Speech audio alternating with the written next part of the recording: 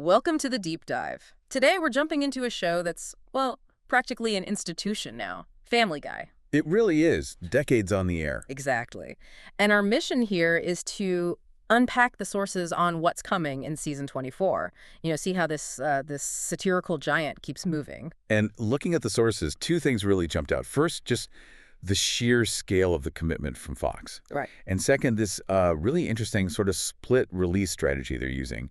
Streaming first, then linear. It's quite a twist. Okay, let's hit that commitment first, because it wasn't just season 24, was it? No, not at all. Back in April 2025, Fox went big.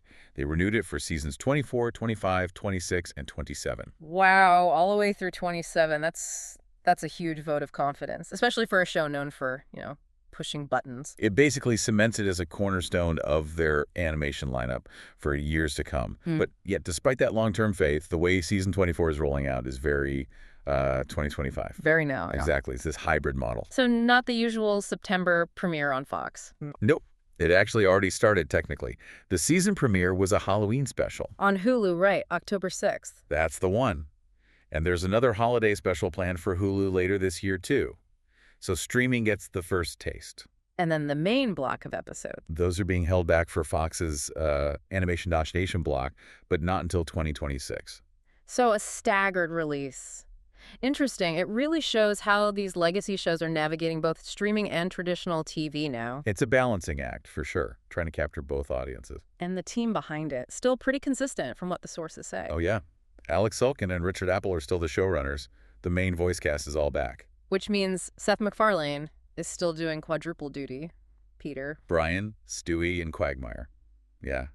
It's kind of amazing he still voices all four. It really anchors the show's core identity, doesn't it? That vocal consistency. Absolutely. And that consistency grounds the usual Griffin chaos. We saw that in the Halloween episode, a little fright music. Right? Tell us about that one. I know it involves Stewie and Brian writing a song. Yeah, they try to write their own Halloween hit, end up doing a spooky parody of Billy Joel's We Didn't Start the Fire. Classic Stewie and Brian. But the main plot is more family-focused. Chris is upset because Lois says he's too old for trick-or-treating. Ah, the age-old dilemma. So naturally, Peter decides to sneak out with him anyway. Of course he does. And then Lois, Donna, and Bonnie get their revenge. They stage this whole elaborate prank, pretending to be masked killers, holding them hostage in a cabin. Whoa, okay. That's intense payback for lying about candy. It is.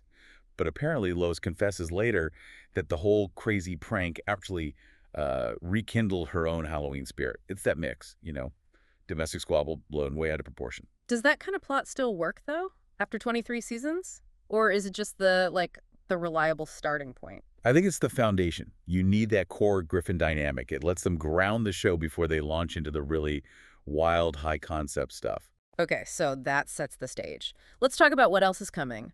The sources hinted at some pretty out-there plot lines, mixing absurdity with satire. Yeah, they're definitely leaning into both sides. On the satire front, there's a plot where Lois becomes the leader of a mom group trying to ban books from schools. Ooh, okay. That's stepping right into current cultural debates. Very pointed. Very. But then you pivot to pure character absurdity. Lois also apparently goes on a self-discovery journey. Uh-huh. That includes dating Bonnie. Wait, dating Bonnie? Quagmire's wife, Bonnie. Well, ex-wife now, but yes, That's it. that Bonnie. So classic Quahog relationship weirdness, just amplified. That's unexpected. And then they go even bigger picture. Oh, yeah. We're leaving Quahog.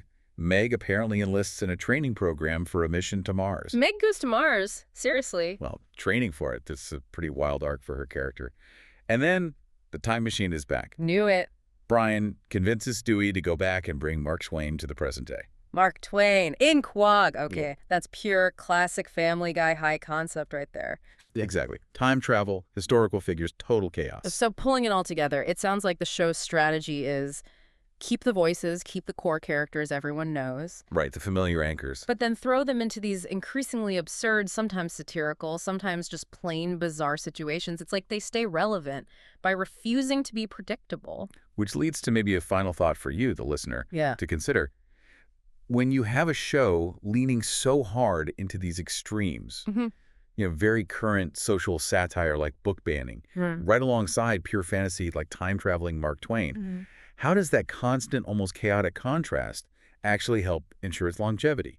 especially with 4 more seasons guaranteed.